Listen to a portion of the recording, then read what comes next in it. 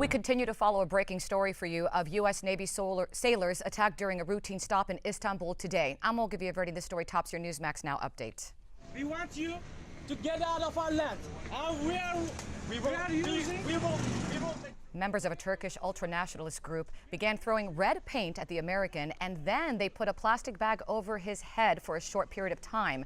This after the USS Ross docked at the port for 4 days. The sailor was able to break away from the mob, but was chased by the protesters who yelled, "Go home, Yankee." It's important to note that Turkey is a NATO ally. We'll continue to monitor this story for you. And now the Philae spacecraft has successfully reached its destination atop a massive space rock today, but there appears to be some technical difficulties. But still lots of happiness there. The European Space Agency celebrates after the lander successfully touched down on a comet for the first time in history of space missions.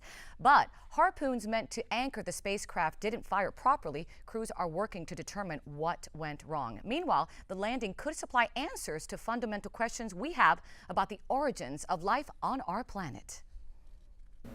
If life really emerged on Earth, or if it might have been brought to Earth via such comets many billion years in the past. And I think this is really worth it. Amazing. Philae will now get to work scooping up samples from the surface that date back to the very beginning of our solar system. In other news, Russia sends aid to help rebel fighters in eastern Ukraine. NATO says troops, tanks, and artillery have been streaming across the border. Observers in Ukraine say they've been seeing unmarked convoys for several days now.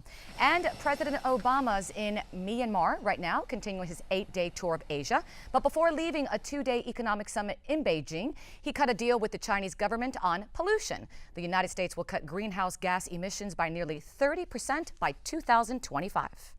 This is an ambitious goal, but it is an achievable goal.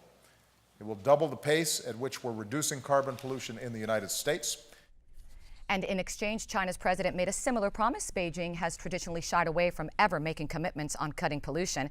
But as a result of this agreement, China will cap their emissions for the first time ever. And finally, Mitch McConnell, the next presumptive Senate Majority Leader, welcomes newly elected senators to Capitol Hill today.